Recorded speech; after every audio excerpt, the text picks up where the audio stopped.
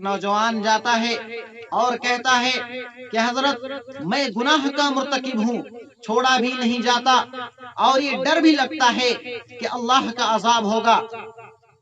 میں آپ کے پاس اس لیے آیا ہوں کہ آپ مجھے کوئی ایسا طریقہ بتلا دیں کہ میں گناہ بھی کرتا رہوں اور عذاب و سزا سے بھی بچ جاؤں۔ میرے بھائیو، اللہ والے بڑے دانا بینا ہوا کرتے ہیں، لوگوں کو یوں ہی دھکے نہیں دے دیا کرتے۔ حضرت نے فرمایا اچھا بھائی، میں تمہیں وہ طریقہ بتلاؤں گا، وہ راستہ بتلاؤں گا کہ تو گناہ بھی کرتا رہے اور عذاب و سزا سے بھی بچ جائے۔ حضرت نے فرمایا کہ پہلی تجویز تو یہ ہے کہ تم اگر گناہ کرنا ہی چاہتے ہو تو تم اللہ کی نگاہوں سے اوجھل ہو کر کے گناہیں کر لیا کرو۔ وہ نوجوان سوچتا رہ گیا، کیا کہتا ہے کہ حضرت یہ ممکن کیسے ہے کہ میں اللہ رب العزت کی نگاہوں سے اوجھل ہو کر کے گناہیں کیا کروں؟ یہ تو ممکن ہی نہیں۔ حضرت نے فرمایا پھر میں دوسرا طریقہ بتلاتا ہوں، اور وہ یہ ہے کہ تم رزق کھانا چھوڑ دو، اللہ رب العزت سے کہہ دینا کہ نہ میں تمہارا رزق کھاتا تھا اور نہ ہی تمہارے باتیں مانتا تھا۔ وہ نوجوان کہنے لگا کہ حضرت اگر میں کھانا پینا چھوڑ دوں تو پھر میں زندہ کیسے رہوں گا؟ یہ بھی ممکن نہیں۔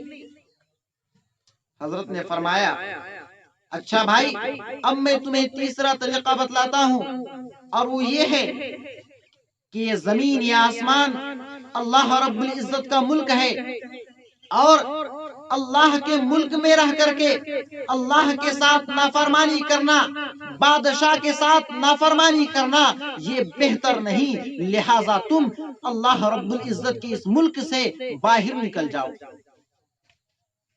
اللہ رب العزت قرآن کریم میں کیا عجیب انداز سے ارشاد فرماتا ہے، فرمایا یا معشر الجن والانس ان استطعتم ان تنفذوا من اقطار السماوات والارض فانفذوا لا تنفذون الا بسلطان۔ اگر تمہارے اندر استطاعت ہے، اگر تمہارے اندر اتنی طاقت ہے کہ زمین و آسمان کی گروہ سے باہر نکل جاؤ تو پھر نکل کر کے دکھلاؤ، جاؤ گے کہاں؟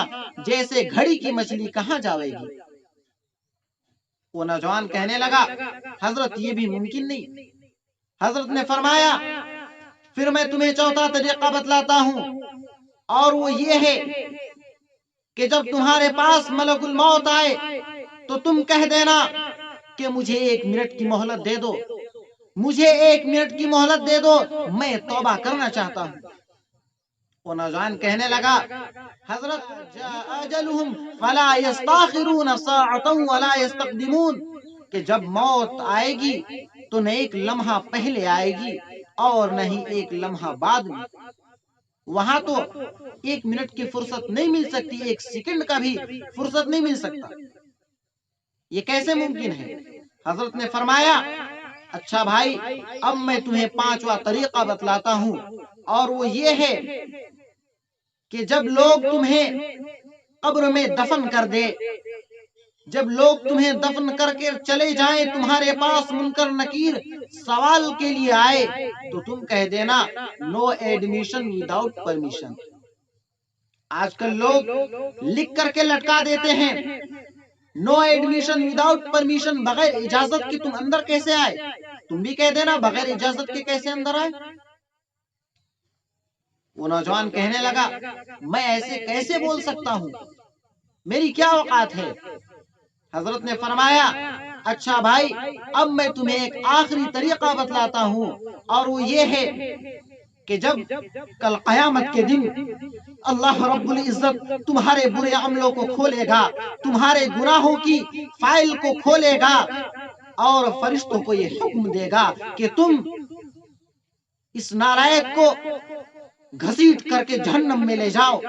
اس وقت تم کہہ دینا کہ نہیں میں تو نہیں جاتا، تم اس وقت ضد پر اڑ جانا کہ میں نہیں جاتا، تم ضد پر اڑ جانا، فرشتوں کے سامنے ضد کر دینا، اللہ کے دربار میں تم ڈٹ کر کے کھڑے ہو جانا کہ میں تو نہیں جاتا، میں گناہگار نہیں۔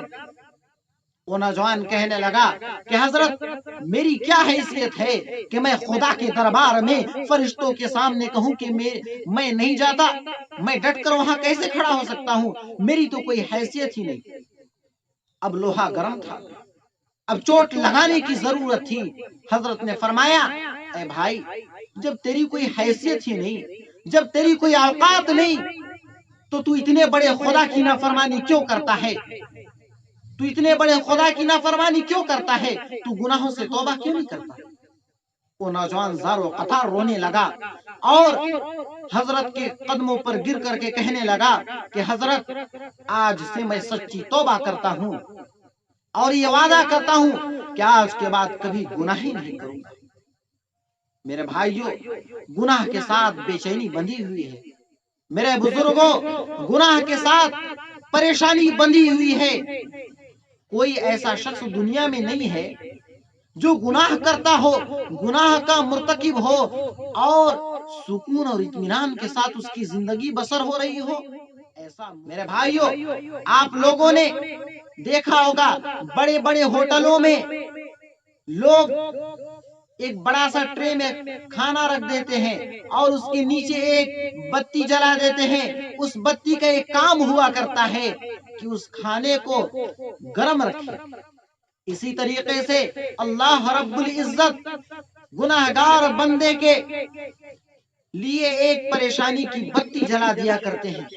جو شخص بھی گناہ کا مرتکب ہوتا ہے اسے کبھی سکون نہیں ملتا، اسے کبھی اطمینان حاصل نہیں ہوتا، اسے کبھی چین کی نیند نہیں آتی، اس کے ساتھ پریشانی بندھی ہوئی رہتی ہے۔ کبھی اولاد کی طرف سے پریشانی، کبھی کاروبار کی طرف سے پریشانی، کبھی حکومت کی طرف سے اس کے اوپر ظلم و زیادتی کی برسات کر دی جاتی ہے۔ طرح طرح کے مصیبت اور پریشانیوں میں وہ شخص مبتلا رہتا ہے۔ میرے بھائیوں، ہمیں